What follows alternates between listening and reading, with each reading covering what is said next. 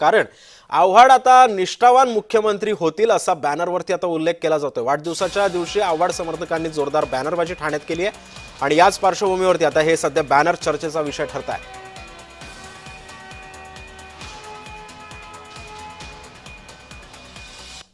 आगळा वेगळा बॅनर जो आहे तो मुंब्रा ब्लॉक अध्यक्ष प्रवीण पवार यांच्या माध्यमातून लावलेला पाहायला मिळतोय। आपण पाहतोय या बॅनरवरती उद्धव ठाकरे असतील, राज ठाकरे असतील, सुप्रिया सुळे, त्याचबरोबर राहुल गांधी यांचा एकत्रित फोटो लावण्यात आलेला आहे। मात्र या बॅनरवर जो लिहिलेला मजकूर आहे तो राजकीय वर्तुळात चर्चा घडवणारा आहे। निष्ठावंतांचा इतिहास लिहिला जाईल तेव्हा जितेंद्र आव्हाड हे नाव आघाडीवर असेल। सत्तेसाठी लाचार न होणारा, विचारांची तडजोड न करणारा ठाणेकरांना आव्हाड साहेबांच्या रूपाने निष्ठावान मुख्यमंत्री भेटणारच, अशा प्रकारचा बॅनर जो आहे तो लावण्यात आलेला आहे। एकंदरीतच अनेक बॅनर जे आहेत ते आज जितेंद्र आव्हाड यांच्या वाढदिवसानिमित्त लागलेले आहेत। मात्र मुख्यमंत्री पद मिळणार किंवा भेटणारच अशा प्रकारचा बॅनर या ठिकाणी लावण्यात आलेला आहे। आपल्यासोबत प्रवीणजी पवार आहेत आणि आपण पाहिलं असेल ठाणेकरांची एक इच्छा आहे, ठाणे जिल्ह्यामध्ये एक इच्छा आहे, वातावरण आव्हाड साहेबांच्या बाजूने आहे की आव्हाड साहेबांच्या रूपाने आम्हाला एक निष्ठावान मुख्यमंत्री भेटावा। ही ठाणेकरांची इच्छा मी बॅनरच्या माध्यमातून व्यक्त केलेली आहे की एक निष्ठावान मुख्यमंत्री या ठाणे जिल्ह्यातून महाराष्ट्राला भेटावा ही इच्छा।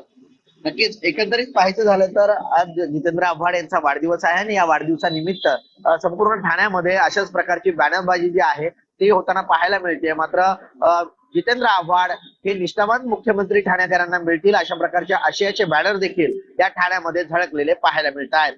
कुणाल बोईटे, जय महाराष्ट्र न्यूज, ठाणे।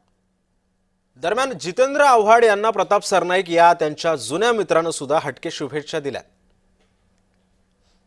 खूप खूप शुभेच्छा देतो। सनातन धर्मातूनच तुमचा जन्म झालेला आणि मृत्यू सुद्धा सनातन धर्मातूनच होणार आहे। त्यामुळे ह्या पृथ्वी तलावर येत असताना सनातन धर्माशी एकनिष्ठ राहावं अशी भूमिका किंवा असं वचन त्यांनी त्यांच्या वाढदिवसाच्या दिवशी सर्वसामान्य जनतेला द्यावं अशी मी शुभेच्छा त्यांना देतो।